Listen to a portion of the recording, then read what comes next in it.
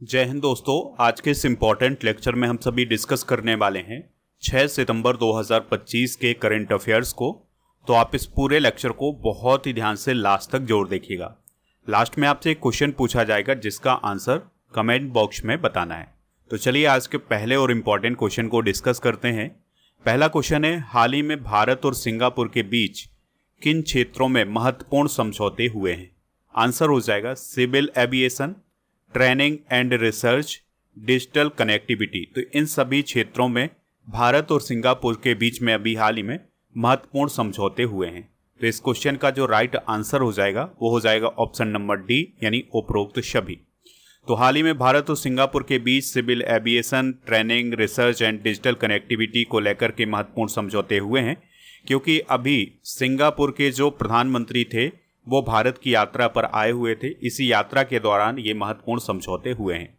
इन समझौतों में हवाई यात्रा, पर्यटन और व्यापार को बढ़ावा मिलेगा, जिससे एविएशन इंडस्ट्री को भी फायदा होगा। भारत पहले से ही 20 से अधिक सिंगापुर निर्मित सैटेलाइट लॉन्च कर चुका है, यानी भारत और सिंगापुर के बीच में सैटेलाइट लॉन्च करने को भी पहले भी समझौता हो चुका है, जिसके तहत 20 सैटेलाइट भारत सिंगापुर के लॉन्च कर चुका है। तो अब ये सहयोग और आगे बढ़ने जा रहा है। सिंगापुर ने चेन्नई में बनने वाले राष्ट्रीय उत्कृष्टता केंद्र में भारत के साथ साझेदारी स्वीकार की है। तो ये कुछ समझौते हैं जो भारत और सिंगापुर के बीच में हुए हैं। सिंगापुर की अगर हम बात करें तो यह एशिया महाद्वीप में ही स्थित है। राजधानी इसकी सिंगापुर है और यहाँ के वर्तमान में जो राष्ट्रपति हैं वो हैं थरमन सनमुगरत्नम और प्रधानमंत्री हैं लॉरेंस बोंग। सिंगापुर डॉलर यहाँ की करेंसी है। ठीक है, सिंगापुर को आप यहाँ पर देख सकते हैं। अगला क्वेश्चन है, नेपाल सरकार ने कुल कितने सोशल मीडिया प्लेटफॉर्म पर बैन लगाया है? आंसर हो जाएगा 26। तो नेपाल की गवर्नमेंट ने 26 सोशल मीडिया प्लेटफॉर्म पर अभी हाल ही में बैन लगाने का काम किया है। तो इसमें बड़े बड़े जो सोशल मीडिया प्लेटफॉर्म है, जिसमें फेसबुक है, यूट्यूब है, इंस्टाग्राम है, एक्स यानी ट्विटर है, रेडिट, ये सभी सोशल मीडिया प्लेटफॉर्म नेपाल में बैन कर दिए गए हैं। अब ये बैन करने का कारण क्या है? तो इन कंपनियों ने नेपाल के संचार और सूचना प्रौद्योगिकी मंत्रालय में अपना रजिस्ट्रेशन नहीं करवाया है, जिसके कारण नेपाल सरकार को ये कदम उठाना पड़ा है। किन किन प्लेटफॉर्म पर बैन लगा है? जैसे मेटा समूह का फेसबुक है, इंस्टाग्राम है, व्हाट्सएप है, इसके अलावा यूट्यूब है, ट्विटर है, रेडिट है, लिंक्डइन है। तो ये सभी प्लेटफॉर्म अब बैन हो चुके हैं नेपाल में। नेपाल की अगर हम बात करें तो नेपाल हमारा पड़ोसी देश है। काठमांडू इसकी राजधानी है। रामचंद्र पौडेल यहाँ के वर्तमान में राष्ट्रपति हैं। प्रधानमंत्री हैं केपी शर्मा ओली। यहाँ की करेंसी है नेपाली रुपया। भारत के कौन कौन से राज्य नेपाल के साथ सीमा साझा करते हैं? तो उनमें पहला राज्य है उत्तर प्रदेश, फिर दूसरा है उत्तराखंड, तीसरा है बिहार, चौथा है पश्चिम बंगाल और पांचवा है सिक्किम। नेपाल को आप यहाँ पर देख भी सकते हैं। अगला क्वेश्चन है, हाल ही में नीति आयोग द्वारा शुरू की गई नई पहल का नाम क्या है? काफी इंपॉर्टेंट क्वेश्चन है। आंसर हो जाएगा ब्रेन हेल्थ इनिशिएटिव। तो मस्तिष्क संबंधी बीमारियों से निपटने के लिए नीति आयोग के द्वारा ब्रेन हेल्थ इनिशिएटिव पहल शुरू की गई है। दोस्तों, जो मस्तिष्क संबंधी बीमारियां हैं, इनकी अगर हम बात करें तो दुनिया में हर तीसरे व्यक्ति को ये प्रभावित कर रही हैं। ये जो पहल शुरू की गई है ये नीति आयोग की पहल है। इस पॉइंट को आप जरूर याद रखिएगा। तो अभी 12 आकांक्षी जिलों में इसको पायलट प्रोजेक्ट के रूप में शुरू किया जाएगा, फिर इसको धीरे धीरे करके पूरे देश में लागू किया जाएगा। इस कार्यक्रम की देखरेख कौन कर रहा है? National task force on brain health. ठीक है, तो ये इसकी देखरेख कर रहा है। दोस्तों, बात करें अगर हम नीति आयोग की, तो नीति आयोग की जो स्थापना है वो योजना आयोग की जगह 1 जनवरी 2015 को हुई थी। नीति आयोग के पदेन अध्यक्ष कौन होते हैं? प्रधानमंत्री। जैसे अभी प्रधानमंत्री मोदी जी हैं तो वो इसके अध्यक्ष होंगे। आने वाले समय में अगर कोई और प्रधानमंत्री बनता है तो वही नीति आयोग का अध्यक्ष माना जाएगा। वर्तमान में इसके उपाध्यक्ष कौन है? सुमन बेरी। और इसके सीईओ कौन है? वीवीआर सुब्रमण्यम। नीति आयोग का मुख्य काम भारत सरकार के लिए नीतिगत और कार्यनीतिक सलाह देना है और ये भारत सरकार के प्रमुख थिंक टैंक के रूप में काम करता है। अगला क्वेश्चन है, रॉयल भूटान बौद्ध मंदिर का उद्घाटन भारत के किस राज्य में किया गया है? ये क्वेश्चन आप नोट जरूर कर लें क्योंकि काफ़ी इंपॉर्टेंट क्वेश्चन है। आंसर हो जाएगा बिहार में। ठीक है, तो रॉयल भूटान बौद्ध मंदिर का उद्घाटन बिहार राज्य में किया गया है। तो बिहार के नालंदा जिले में स्थित पवित्र स्थल राजगीर में रॉयल भूटान बौद्ध मंदिर का उद्घाटन अभी हाल ही में किया गया है। यहाँ पर उस मंदिर को भी आप देख सकते हैं। तो भूटान के प्रधानमंत्री सेरिंग तोब्गे और भारत सरकार के मंत्री किरण रिजिजू और भूटान के सर्वोच्च धर्मगुरु परम पावन जे खेम्पो के द्वारा इस मंदिर का उद्घाटन किया गया है। भूटानी शैली में इस मंदिर को बनाया गया है। यह मंदिर लगभग 70 फीट ऊंचा है। भगवान बुद्ध की यहाँ पर 10 फीट ऊंची प्रतिमा स्थापित की गई है। इसके कैंपस में 1000 श्रद्धालुओं की क्षमता है और यह मंदिर भारत और भूटान के बीच में जो आध्यात्मिक, धार्मिक और सांस्कृतिक संबंध हैं उनको और मजबूत करेगा। अगला क्वेश्चन है, खनन मंत्रालय के सचिव कौन बने हैं? आंसर हो जाएगा पीयूष गोयल। दोस्तों, पीयूष गोयल वो नहीं जो मंत्री हैं, ये अलग पीयूष गोयल हैं। तो खनन मंत्रालय के द्वारा पीयूष गोयल को क्या बनाया गया है? सचिव बनाया गया है। ठीक है। तो गृह मंत्रालय के अधीन नेशनल इंटेलिजेंस ग्रिड के मुख्य कार्यकारी अधिकारी के रूप में वो काम कर रहे थे। कौन? पीयूष गोयल जी। वो खनन मंत्रालय के सचिव बनाए गए हैं। उन्होंने BL कांता राव का स्थान लिया है।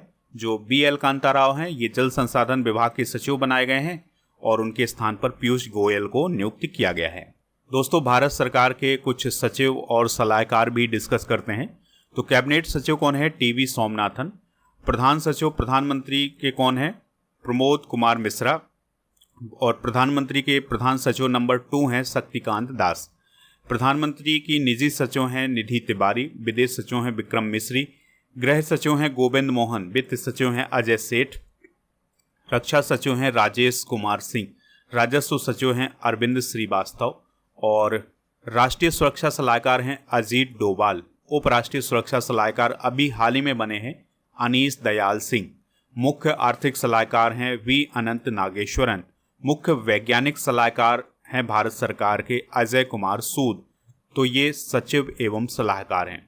अगला क्वेश्चन है, जस्टिस श्री चंद्रशेखर किस हाई कोर्ट के मुख्य न्यायाधीश बने हैं? काफ़ी इंपॉर्टेंट क्वेश्चन है। आंसर हो जाएगा बॉम्बे हाई कोर्ट। तो बॉम्बे हाई कोर्ट के चीफ जस्टिस कौन बने हैं? श्री चंद्रशेखर। तो राष्ट्रपति जी ने भारत के मुख्य न्यायाधीश के परामर्श के बाद बॉम्बे हाई कोर्ट का मुख्य न्यायाधीश जस्टिस श्री चंद्रशेखर को नियुक्त किया है। बात हो रही है यहाँ पर बॉम्बे हाई कोर्ट की, तो जिसका उद्घाटन हुआ था 14 अगस्त 1862 को और इसके क्षेत्राधिकार में महाराष्ट्र आता है, गोवा आता है, दादरा और नगर हवेली और दमन और दीव भी इसके क्षेत्राधिकार के अंतर्गत आता है। हाईकोर्ट की अगर हम बात करें तो भारत का पहला हाईकोर्ट कलकत्ता में 1862 में स्थापित किया गया था। वर्तमान में भारत में 25 हाईकोर्ट हैं और हाईकोर्ट का जो प्रावधान है वो संविधान के अनुच्छेद 214 से लेकर के 231 तक किया गया है। हाईकोर्ट के न्यायाधीशों की नियुक्ति राष्ट्रपति जी के द्वारा की जाती है अनुच्छेद 217 के तहत। हाईकोर्ट को रिट जारी करने की शक्ति अनुच्छेद 226 के तहत प्राप्त है। उच्च न्यायालयों को न्यायिक समीक्षा का अधिकार है, यानी कि जो हाईकोर्ट हैं वो न्यायिक समीक्षा कर सकते हैं। एक हाईकोर्ट एक से अधिक राज्यों के लिए भी काम कर सकता है। जैसे अभी हमने बताया ना कि जो बॉम्बे हाईकोर्ट है ये महाराष्ट्र, गोवा, दादरा और नगर हवेली और दमन और दीव के लिए कार्य करता है। ठीक है, तो इसका वर्णन अनुच्छेद 231 में किया गया है। हाईकोर्ट के न्यायाधीश की सेवानिवृत्ति की जो आयु है वो है 62 वर्ष। अगला क्वेश्चन है, रूस और चीन ने किस नई गैस पाइपलाइन के निर्माण के लिए समझौता किया है? आंसर हो जाएगा पावर ऑफ साइबेरिया 2। तो पावर ऑफ साइबेरिया 2 जो गैस पाइपलाइन है उसके लिए अभी हाल में रूस और चाइना के बीच में समझौता हुआ है। तो रूस की कंपनी गजप्रॉम और चाइना की चाइना नेशनल पेट्रोलियम कॉरपोरेशन ने इस समझौते पर अभी हाल ही में हस्ताक्षर किए हैं। यह पाइपलाइन रूस के पश्चिमी साइबेरिया से गैस को मंगोलिया होते हुए उत्तरी चाइना तक पहुंचाएगी, यानी रूस से गैस चाइना तक आएगी इस पाइपलाइन के तहत। इस पाइपलाइन का नाम जरूर याद रखना है, पावर ऑफ साइबेरिया 2। इस पाइपलाइन से प्रति वर्ष 50 बिलियन क्यूबिक मीटर गैस की आपूर्ति की जाएगी। और दोस्तों, ये जो समझौता हुआ है ये 30 वर्षों के लिए समझौता हुआ है। अगला क्वेश्चन है प्रोफेसर वी के गोकाक पुरस्कार किसे प्रदान किया गया है? तो यह है आनंद बी पाटिल को प्रदान किया गया है। तो मराठी और अंग्रेजी लेखक आनंद बी पाटिल को इस साल का प्रोफेसर वी के गोकाक पुरस्कार प्रदान किया गया है। यह सम्मान जो उन्हें दिया गया है यह बच्चों के साहित्य में उनके रचनात्मक योगदान के लिए दिया गया है। दोस्तों, जो वी के गोकाक पुरस्कार है यह प्रोफेसर विनायक कृष्ण गोकाक की याद में दिया जाता है। आनंद बी पाटिल की अगर हम बात करें तो साहित्य अकादमी पुरस्कार भी उन्हें बाल साहित्यिक पुरस्कार के रूप में मिल चुका है। दोस्तों, 2025 के प्रमुख पुरस्कार डिस्कस करते हैं। तो मिस यूनिवर्स इंडिया 2025 का खिताब दिया गया है मनिका विश्वकर्मा को। संयुक्त राष्ट्र का इक्वेटर पुरस्कार 2025 बीबी फातिमा महिला स्वयं सहायता समूह को दिया गया है। MS स्वामीनाथन पुरस्कार खाद्य और शांति के लिए दिया गया है डॉक्टर एडेमोला एडेनले को, जो कि नाइजीरिया के हैं। ये पहली बार पुरस्कार दिया गया है, इसलिए इसको आप जरूर याद रखिएगा। GP बिरला मेमोरियल पुरस्कार दिया गया है इसरो के प्रमुख डॉक्टर वी नारायणन को। पेन ट्रांसलेट पुरस्कार दिया गया है गीतांजलि श्री को। बेस्ट मैजिक क्रिएटर अवार्ड दिया गया है सुहानी शाह को। और कलिंग रत्न पुरस्कार 2024 धर्मेंद्र प्रधान जी को प्रदान किया गया है। अगला क्वेश्चन है किस राज्य ने शरद ऋतु कैलेंडर 2025 लॉन्च किया है?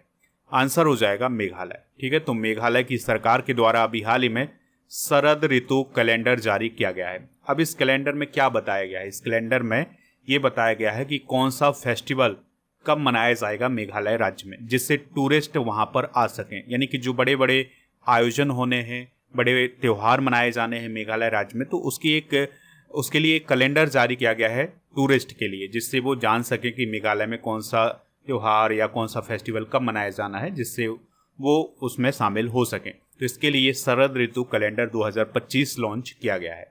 इसका उद्देश्य है राज्य की सांस्कृतिक विविधता, संगीत, खेल और पर्यटन को वैश्विक मंच तक प्रस्तुत करना। मेघालय की अगर हम बात करें तो राजधानी इसकी शिलोंग है। राज्यपाल हैं CH विजय शंकर। कॉनरॉड संगमा यहाँ के मुख्यमंत्री हैं और इनकी पार्टी का नाम है NPP। राज्यसभा की 1, लोकसभा की 2 सीटें हैं।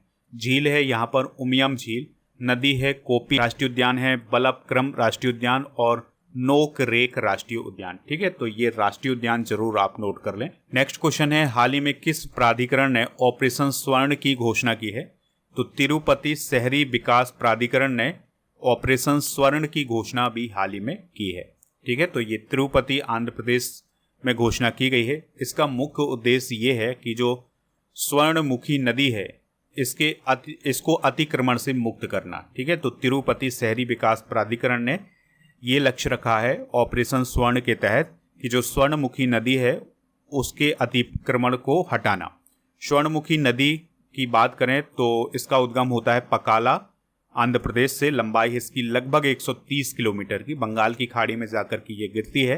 प्रमुख स्थल हैं इस पर तिरुपति और श्रीकालहस्ती और तिरुचनूर। ठीक है, तो ये प्रमुख स्थल हैं इस नदी के किनारों पर। तो ये थे दोस्तों आज के करंट अफेयर्स के क्वेश्चन। आप हमारे स्टडी करके ऐप को इंस्टॉल कर लें, जिसका लिंक डिस्क्रिप्शन बॉक्स में दिया गया है। तो यहाँ पर लास्ट 6 मंथ के करंट अफेयर्स की ई बुक, मंथली करंट अफेयर्स की ई बुक मिल जाएगी। इसके अलावा ईयरली करंट अफेयर्स की ई बुक भी आपको ऐप पर ही मिल जाएगी, तो इन सभी को प्राप्त कर लें। ऐप पर राजा गुप्ता सर का जो अर्जुन GS फाउंडेशन बैच है ये भी मिल जाएगा, तो इसको भी ज्वाइन कर लें। इस कोर्स को ज्वाइन करने के लिए आपको कूपन कोड यूज करना है गणेश 500। इस कोर्स की वैलिडिटी है 3 साल की। ठीक है, इसमें polity, geography, economics, science, history, इन सभी टॉपिक को विस्तार से समझाया गया है। GK GS foundation complete online batch आपको ऐप पर मिलेगा, तो इस बैच को भी आप ज्वाइन कर सकते हैं। चलिए अब डिस्कस करते हैं कल के करंट अफेयर्स को। NIRF रैंकिंग 2025 में कौन सा संस्थान टॉप पर रहा है? IIT मद्रास। शिक्षक दिवस कब मनाया जाता है? 5 सितंबर को। गृह मंत्री अमित शाह जी ने किस ऑपरेशन को सफलतापूर्वक अंजाम देने वाले जवानों को अभी हाल ही में सम्मानित किया है? Operation black forest. चीन की विक्ट्री डे परेड का आयोजन किस शहर में किया गया था? बीजिंग। केंद्रीय कैबिनेट ने क्रिटिकल मिनरल्स के लिए रिसाइकलिंग प्रोत्साहन योजना के लिए कितने करोड़ रुपए की मंजूरी दी है? तो 1500 करोड़ रुपए की मंजूरी दी है। GST परिषद के अनुसार भारत में GST के कौन कौन से स्लैब रहेंगे? 18% और 28%। 2023 में भारत की शिशु मृत्यु दर कितनी दर्ज की गई है? तो 25 दर्ज की गई है। किस राज्य में श्रम कानून सुधारों को मंजूरी दी गई है? महाराष्ट्र। भारत में आक्रामक प्रजाति सेना स्पेक्टिविलिस के उन्मूलन में किस राज्य ने पहला स्थान हासिल किया है? Kerala. World mental health today और मेंटल हेल्थ एटलस 2024 किसने जारी किया है? WHO ने। दोस्तों, आज के जनरल नॉलेज के पिटारे में भारत की महत्वपूर्ण नहरें डिस्कस करेंगे। तो इंदिरा गांधी नहर हर के बैराज ब्यास और सतलज नदी के संगम पर है, ये पंजाब हरियाणा राजस्थान में है। सरहिंद नहर सतलज नदी पर है, ये पंजाब हरियाणा में है। त्रिवेणी नहर ये गंडक नदी पर है, बिहार में है। शारदा नहर शारदा नदी पर है, ये यूपी में है। ईडन नहर दामोदर नदी पर है, पश्चिम बंगाल में है। तिलपारा नहर मयूराक्षी नदी पर है, पश्चिम बंगाल में है ये। और मुथा नहर मुथा नदी पर है, महाराष्ट्र में। और हंद्री नीबा नहर श्रीशैलम जलाशय ये कृष्णा नदी पर है, आंध्र प्रदेश में। तो ये महत्वपूर्ण नहरें आप जरूर नोट करें। कल के करंट अफेयर्स में आपसे पूछा गया था कि जो GST को लागू करने वाला भारत का पहला राज्य कौन था, तो वो था असम। तो लगभग सभी लोगों ने इसका आंसर असम बताया हुआ है। आज आपके लिए क्वेश्चन है, KP शर्मा ओली किस देश के PM हैं? जो भी इसका राइट आंसर हो कमेंट बॉक्स में ज़रूर बताएं और हमारे ऐप को ज़रूर इंस्टॉल करें, जिसका लिंक डिस्क्रिप्शन बॉक्स में दिया गया है। तो यहाँ पर आपको monthly current affairs, yearly current affairs, half yearly current affairs और स्टेट करंट अफेयर्स, इसके अलावा जो GK GS की करंट अफेयर GK GS की जो ई-बुक हैं वो आपको यहाँ पर मिल जाएंगी, तो इनको प्राप्त कर लें। इसके अलावा आप हमारे टेलीग्राम चैनल को ज्वाइन कर लें, जिसका नाम स्टडी कर ऑफिशियल है। ये सभी ई-बुक आपको ऐप पर मिलेंगी, हिंदी इंग्लिश दोनों मीडियम में, तो इनको भी प्राप्त कर सकते हैं। इसके अलावा दोस्तों, आप ऐप पर जाकर के डेली करंट अफेयर्स का टेस्ट दे सकते हैं। तो आपको टेस्ट पास वाले ऑप्शन पर जाना होगा, यहाँ पर आपको डेली करंट अफेयर्स का टेस्ट मिल जाएगा और इसी ऑप्शन पर 1 साल की वैलिडिटी के साथ आपको 4000 से अधिक टेस्ट मिलेंगे सभी एग्जाम के लिए, तो इसको भी आप प्राप्त कर सकते हैं।